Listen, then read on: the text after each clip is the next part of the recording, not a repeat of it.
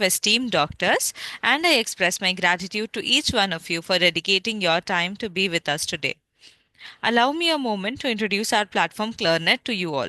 It proudly stands as one of the largest live digital continuing medical education platforms in India, providing a space for doctors to create and share medical content.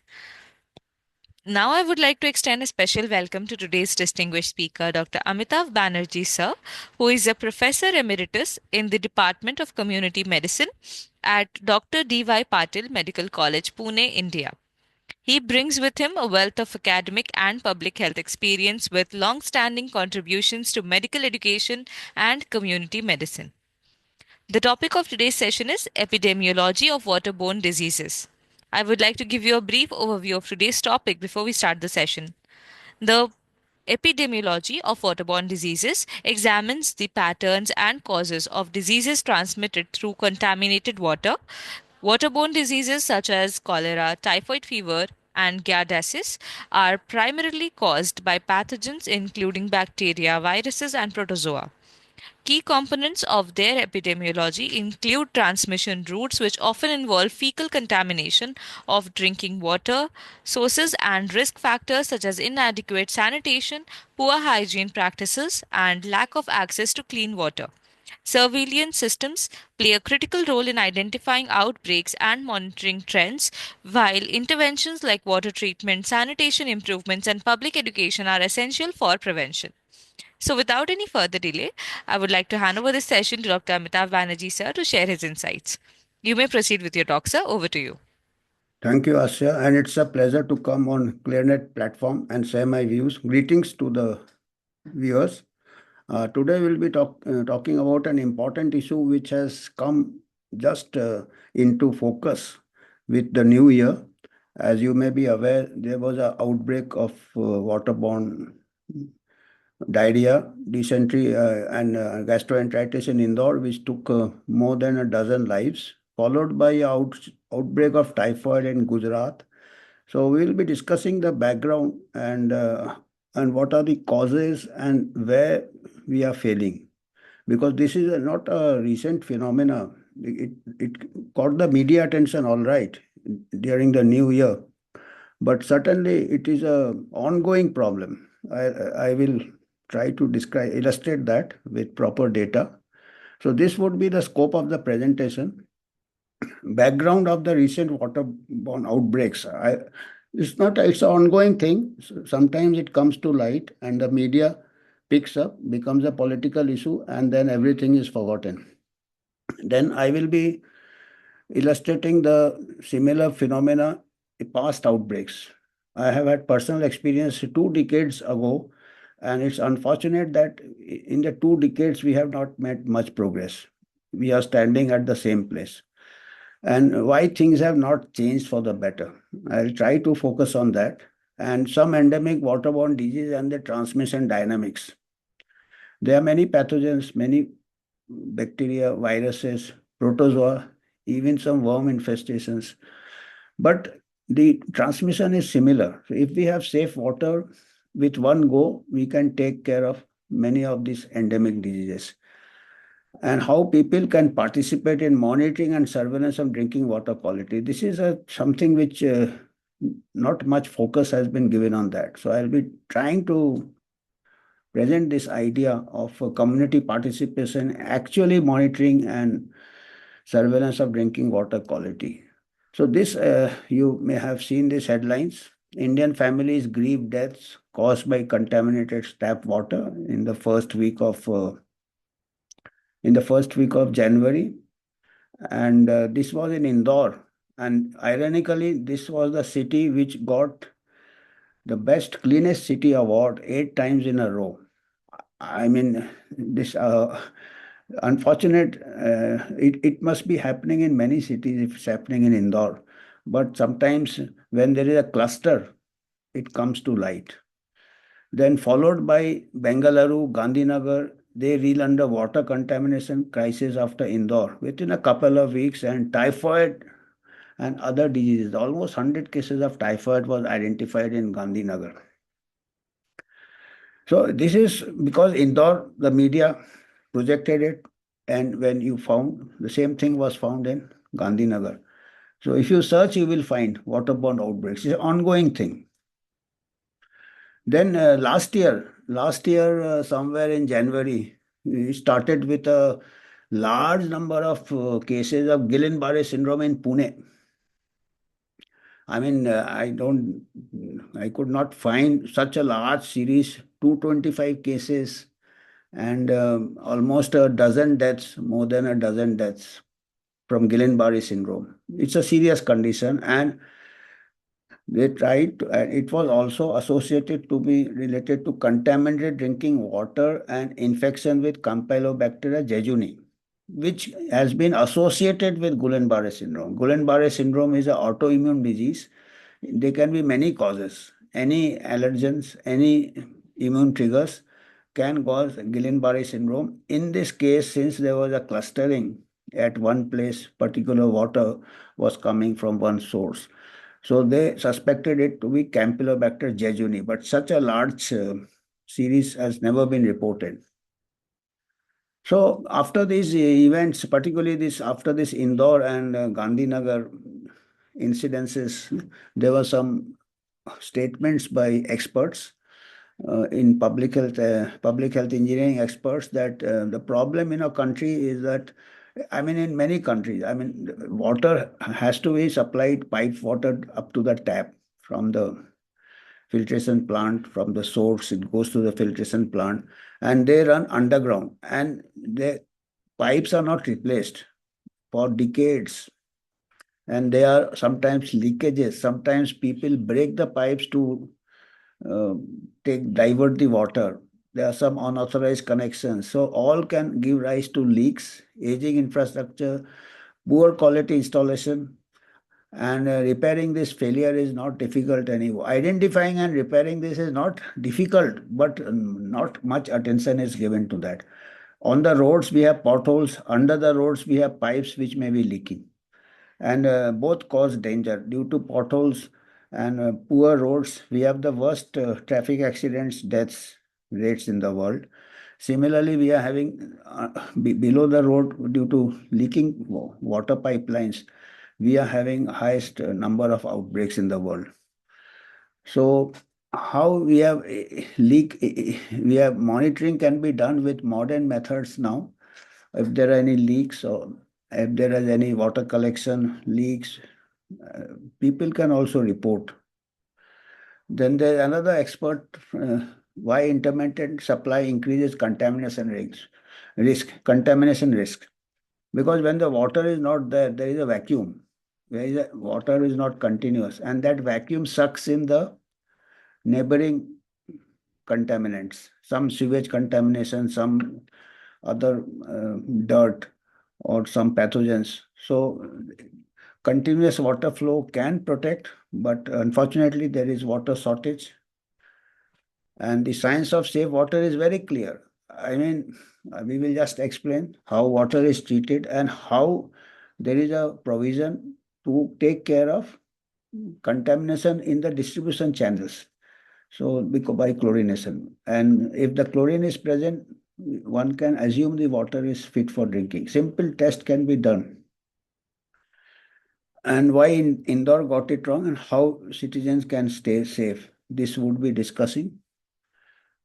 This, as I said, this is an ongoing problem. And in the recent CAG report last year, Comptroller Auditor General found serious flaws with Indore's contaminated water. Authorities remains unconcerned.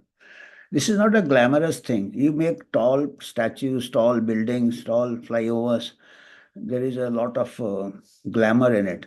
But underground, if you make clean water, if good pipes replaced, ensure there is no illness, nothing is there. There is a non-event. There is no glamour also. These are silent performers. Those who work in public health engineering, if they get the funds, if they ensure intact pipes, perfect water chlorination, filtration, chlorination, there won't be any outbreaks. In developed countries, there are no outbreaks. They have eliminated all waterborne diseases, and we are still struggling with it because we are not paying attention to these details. As I said, this This was investigated when I was in the armed forces as a member of the epidemic investigation team. There was an outbreak of hepatitis, viral hepatitis E, again a waterborne outbreak in a military cantonment in Bareilly. There were more than 265 cases of hepatitis E at one within a month. And again, we identified a leaking pipeline and a leaking sewage line. There were cross connection and there was a clustering at one barrack. And the armed forces, these are detected earlier because people are staying together in the cantonment. Whereas in civil, people may take contaminated water, they may get dispersed different places and it may not be identified. Only in exceptional cases like in Indore and Gandhinagar or some mess.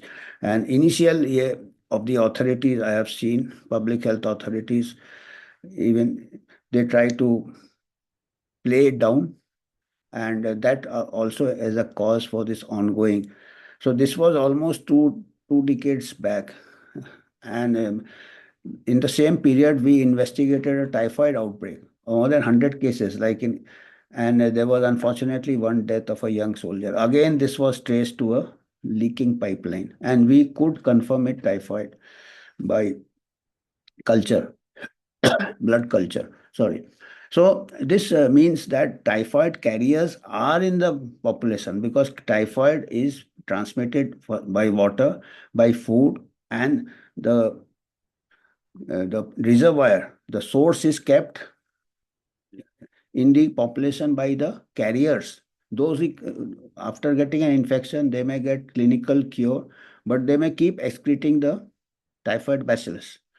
In the stools, gallbladder may get infected, or in the urine, if the renal infection is there, renal carriers, gallbladder carriers, and they can be long-term carriers. You must have heard of typhoid Mary.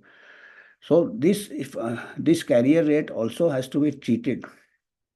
These carriers have to be treated. Otherwise, they will keep on without asymptomatic carriers. They will be keep on, and this type of outbreaks, particularly typhoid, this shows that typhoid is lingering in the community.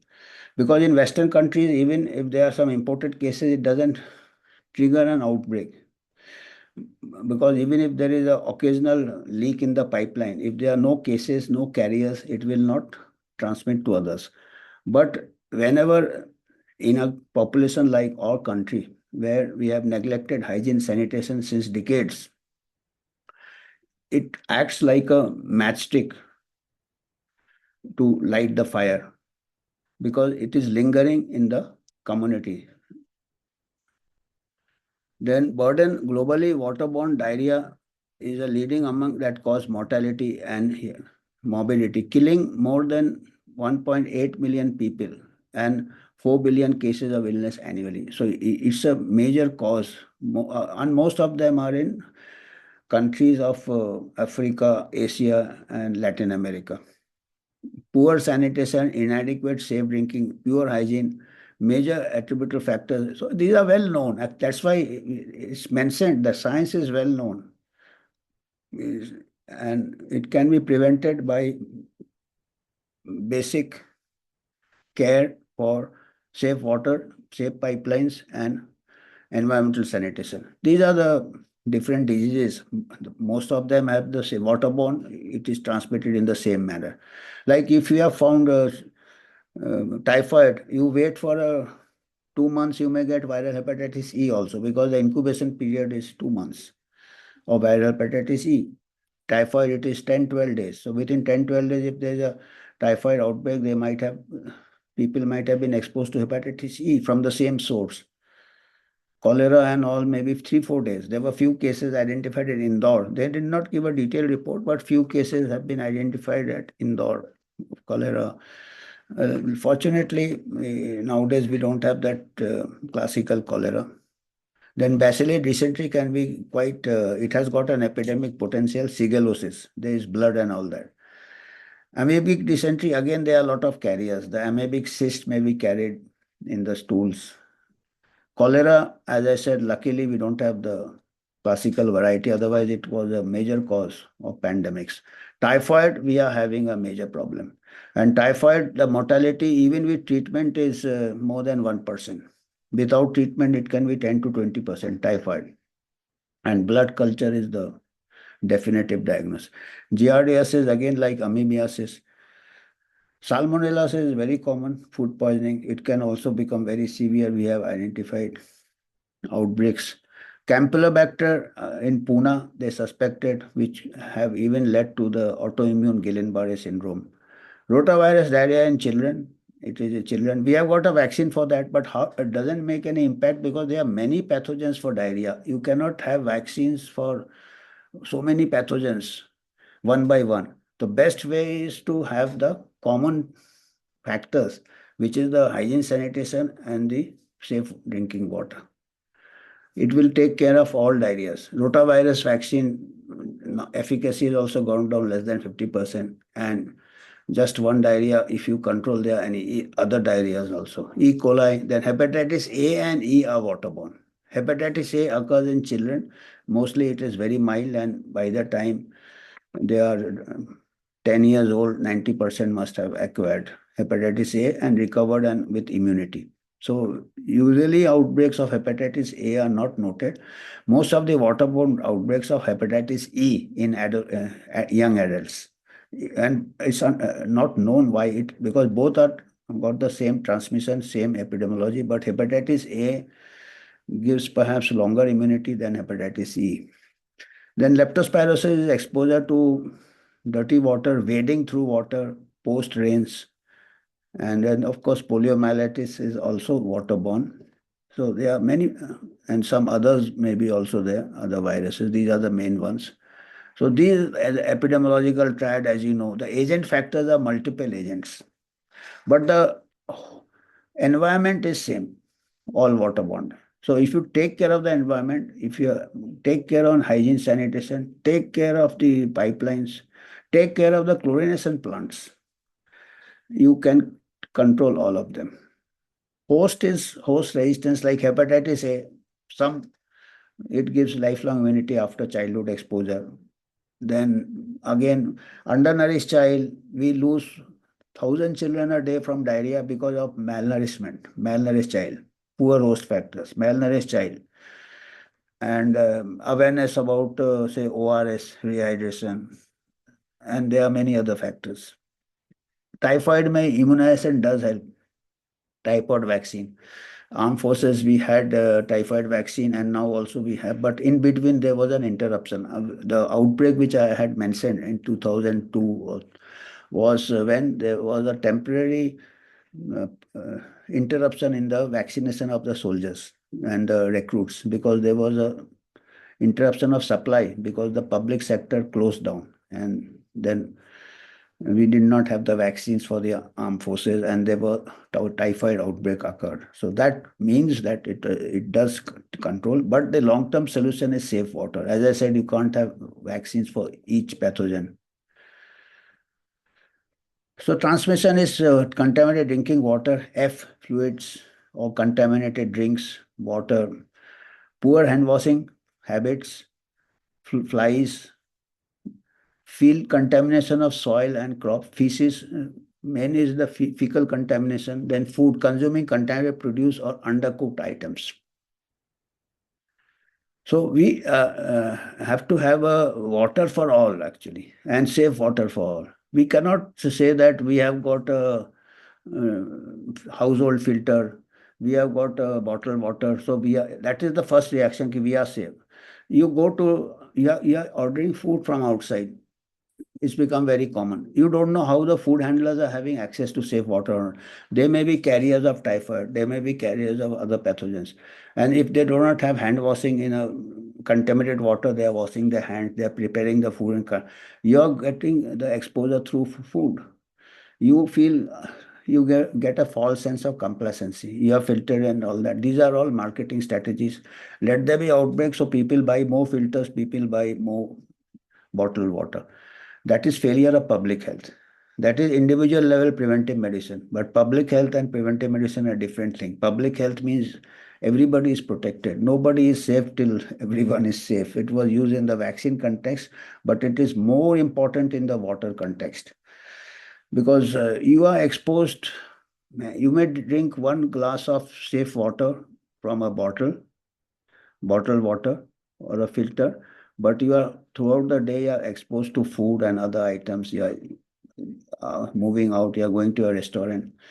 So the food handlers also should have safe water for washing hands also. Otherwise, the contaminated water will come to the food, drinks, and other places. So outbreak investigation and surveillance is most important. Surveillance doesn't mean that only the disease surveillance. In water-borne diseases, the surveillance has to be surveillance of drinking water quality.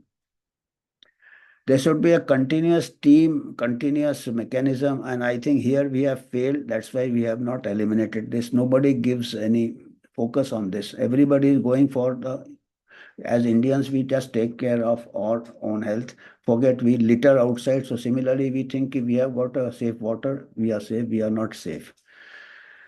So monitoring and surveillance is a important, the government should think, the public health policy makers should think of a very efficient surveillance of drinking water quality. There is a guidelines for it, of the source where the water is taken from, the filtration plant, the distribution system, right up to the consumer end, the tap water, where the free chlorine can be detected by a simple test. We will illustrate.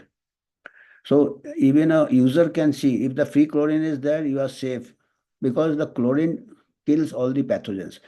And if there are more pathogens, the chlorine get exhausted, so there is no free chlorine. In the water treatment plant, after sedimentation, filtration, there is a final chlorination, and excess chlorine is given for the distribution channel.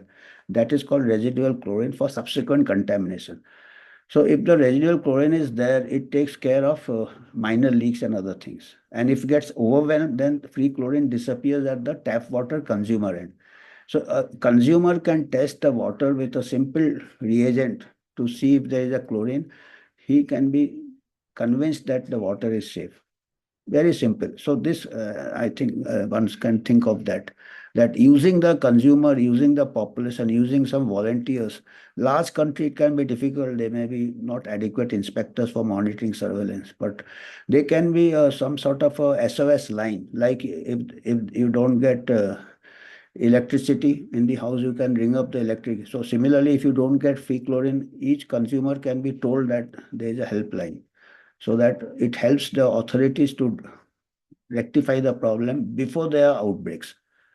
Then, of course, detection if they are clustering hypothesis. I mean, these are well known. This was important when in the time of 1854, when nobody knew it, waterborne disease. John Snow was the first. So these are well known that there is a clustering, there is a common source outbreak. Case control, coercion, this was any new, these are well known that who are exposed to water, who are not exposed, you are getting more cases. This was for the initial identification of the etiology. Now it is well known, it is known knowledge. So now we are not using the knowledge after decades.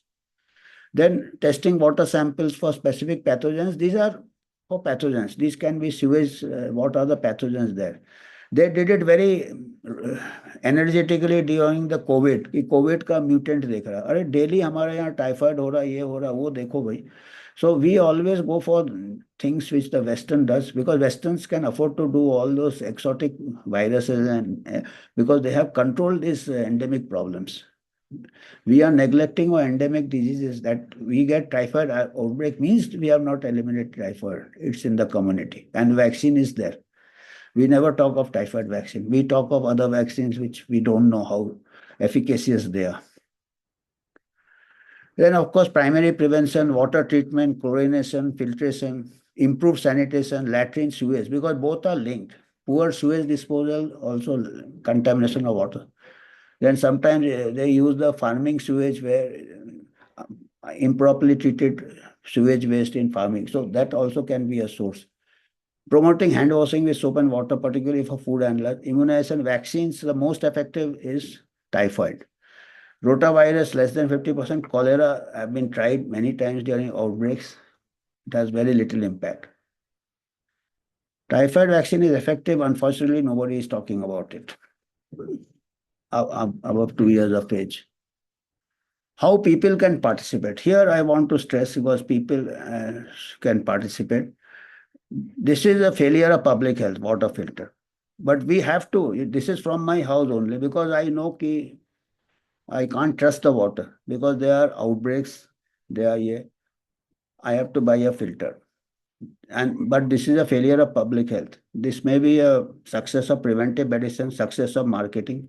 Then again, this is a failure of public health. When I go to a class of students to teach waterborne disease, I carry a bottle water and ask them how many have it. 90% take it out from their bag. I said this is a failure of public health.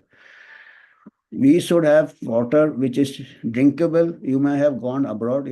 Water, tap water is safe for drinking. Why not here? Because we have failed, or public health has failed. So this was a statement by a BJP member of parliament, Gyaneswar Patil, who said that people must act to ensure water is clean. And he was ridiculed. It became a political issue. It was because unfortunately, once it becomes political, people try to play down the outbreaks. But he had said something which is quite right, actually. Sometimes they say something which they don't know that how wise they are. So as I had said, people can monitor the water supply in the house at least. And I have been suggesting on many platforms that we have got high school students. We teach them physics, chemistry, and they do experiments in their labs and write theory and keep on mugging. They can be used, or human resource can be used. They can be taught how to do simple reagent is there, orthotoluene test. One drop you add in a test tube in water, the tap water, and there has to be a yellow color, and your water is safe. So different localities can have some volunteer groups of students or any volunteers. They can be given a helpline number, like you have, because it is as good as a before the fire starts or before the outbreak starts, you call the firefighter when there is smoke. So if there is no free chlorine, that's a smoke. So that type of urgency is there, then we can use a human resource, the population, the young students who are studying science, actually applied knowledge. So this is how this is the this they are taught in high school also. This is a filtration plant from the source. It goes to sedimentation. Then there is a filtration, and the last step is the chlorination. So different sand filters are a different size, water passes, and that's but chlorination is for subsequent. That rightmost last process is chlorination, and it goes to the supply chain. And then the free chlorine has to be present up to the consumer and in the tap. And there's a simple test. The chlorine kit is there, or you just take a bottle of orthotoluene reagent and you add one drop. The yellowish color has to be there. And if you want to calibrate, you can, there is a matching strip also to know how much parts per million is there. Minimum, even if a trace is there at the consumer and you are satisfied, at least chlorine was there, all pathogens have been disinfected. If no chlorine is there, means the pathogen has won the battle and the water is contaminated. तो थोड़ा भी जान है chlorine का tap water में means you are safe. So, and if it is too much also, that is also not desirable. Then the taste is not acceptable. Then it can cause gastric irritation. The 0.2 ppm should be there. 0.3, 1 ppm, up to 1 ppm people can tolerate. But beyond that, it can be problem. So it has to be there. There has to be a communication between the public and the public health engineering department. If the emergency lines are there, that you ring up if there is no free chlorine. If it can be made a sort of a drill, the public involvement is there. So this is the orthotoluene reagent. You just add a drop. This can be distributed to each household rather than the, and this is the yearly tinge. This shows that chlorine is present. So I think that's all. These are the references. And last two references are outbreak investigation and hepatitis. Some of the references I have given. I think I have finished. That's all. So I can stop sharing the screen. If there are any questions, I can take a couple of them. Yeah. Yes, sir, you may answer. That is the problem. Actually, nobody can answer this question. How reliable are current surveillance systems in detecting the on paper? It must be there because that is the standard operating procedures. But unfortunately, the thrust is going towards the personal protective measures, one can say. That is the household filters and bottled water. So over the period of time, perhaps it may be there, but uh, they may have to have enough inspectors, surveillance or people, surveillance inspectors to see the chlorination, then to see the if there is any contamination en route. They may be, you just if you see in any town, you may see from time to time some pools of water around a drinking water pipeline or a sewage leak somewhere. So these are the things where surveillance is, as I said, it's a vast country, highly populated. Here the people can inform, some helpline can be there, which they can participate in the surveillance. So it is, may not be physically possible for the limited staff of the public health engineering department. So for that, we should have volunteers, or even as I said, we can use the human resource, school children who are studying science, who are studying, they can test the water at different consumer ends and inform the concerned authorities that there is no free chlorine. So it's not a very glamorous thing. It's not because once the everything is perfect, there are no outbreaks, and there is a non-event, and nobody gets recognition for a non-event or a sabasi for a non-event. So that should be appreciated that this people who carry out surveillance, they should get some incentive. At least we can think of something, key number of weak spots they have identified, a number of lack of green. They get some Sabasi type of thing or some we can think on those lines. Until unless nobody does things when there is no recognition.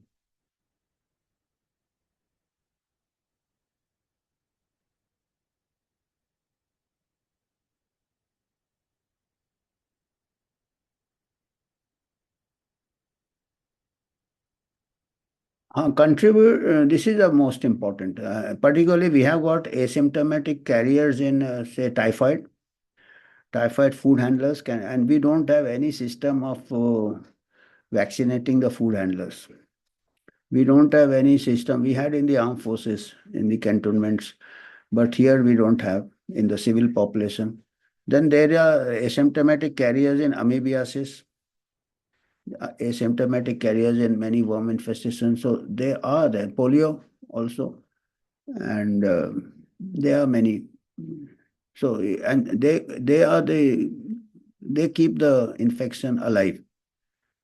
So until unless and they get incomplete treatment. So typhoid can be clinically cured, but the treatment of chronic carriers can be quite challenging in typhoid. Sometimes the gallstones are there. Sometimes you have to remove the gallbladder also. So many people may not be having that access to treatment. So it is important. Asymptomatic carriers are very important in foodborne outbreaks. Waterborne, foodborne. What lessons have recent? I think we are lessons. As I said, 20 years ago, I projected some slides, hepatitis C and typhoid outbreak. We do not seem to have learned any lessons. I mean, these lessons we should have learned 100 years ago when John Snow identified that cholera outbreaks were related to polluted water. So I don't know. Lessons have to be forced down the throat now and involve the people. People responsibility is never acknowledged in our country. Every time, and as I said, once it becomes political, you blame whichever party is in power. But these outbreaks have occurred in all states and may be occurring, and this is everybody has to take a responsibility. So the lesson is that everybody is responsible for water safety. And the technology is there nowadays, and it was there for so many years. Free chlorine could have been detected by any layperson. And that thing has to be, I mean, some coordination, some has to be done to mobilize that human resource. So this lesson, I can say, this lesson, I don't know whether they have learned it, but this is the lesson I would like people to learn.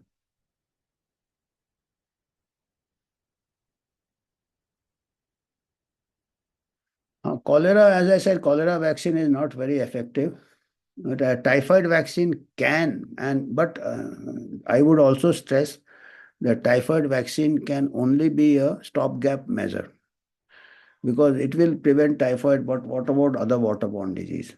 So, but definitely typhoid vaccine is effective and it is fairly safe because the recent vaccines are more safe. But earlier we used to have a typhoid, Salmonella typhi and Salmonella paratyphi A, Salmonella paratyphi B. These are the milder forms of typhoid, Salmonella type A and type B. And the vaccine is to contain all three strains. Now we have got only typhoid, so which has got less side effects. We have cut down on the A and B. So that vaccine is effective, definitely. It has to be taken once in 3 years, single dose. Uh, Polysaccharide, VI antigen polysaccharide. Typhoid oral vaccine was introduced, but now it's not available in India. And but cholera, of course, vaccination has not played a major role. Cholera, the rehydration is most important with ORS. Rotavirus in children is there, but it has got not much efficacy now, less than 50%. So vaccine can be a temporary measure. An effective vaccine is definitely typhoid, but hepatitis A vaccine is there, but I don't think children, it is very mild and immunity is long lasting. No vaccine for hepatitis E. So vaccine does not solve the big problem. Definitely typhoid is a good vaccine is there.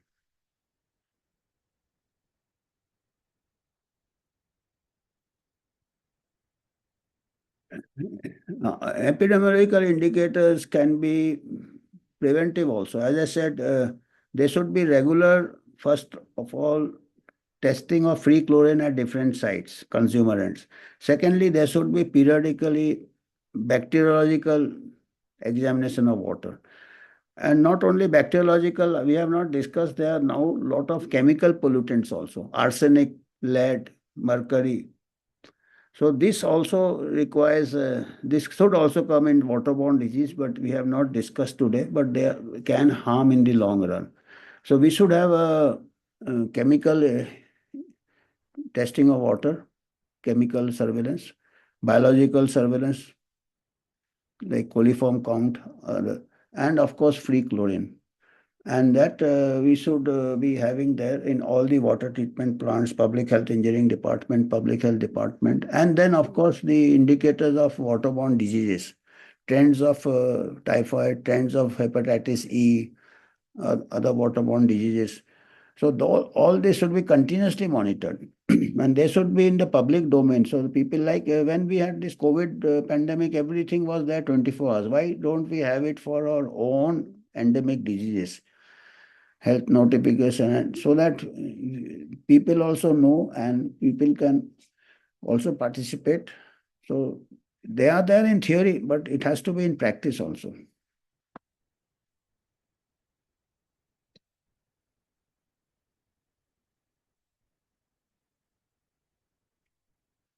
So an increase in chronic diarrhea have, yeah, stool,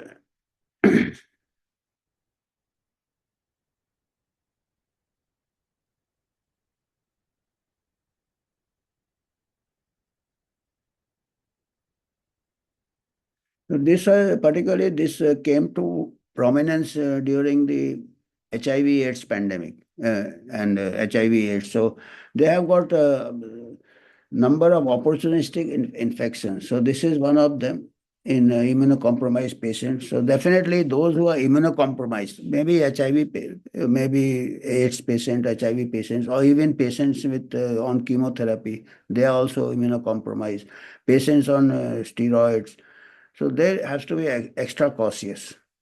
And then of course, certain waterborne pathogens are difficult to eliminate because firstly, we have got a very large country and many people do not have access to sanitation and water supply. So that increases the load of carriers, reservoir. Then surveillance is also, as you said, in vulnerable population. Those who are immunocompromised, definitely they require protection, focused protection, safe water, safe food, even respiratory hygiene. And epidemiology or no epidemiology, water safety standards should not be compromised because if you have got very good safety standards, there won't be any outbreaks. And you may go into a stage of complacence and you may compromise on water safety and then there will be outbreak. So it has to be a proactive measure. Water safety is a proactive measure, not a reactive measure. Lessons for hospital and community water safety. Hospital supply should be very, and the free chlorine testing should be at all water points in all the wards because all patients may be more vulnerable and there may be hospital nosocomial infections. And community water safety planning or housing societies could be have volunteers who can test for free chlorine of any leaks. So mobilization of the people is important.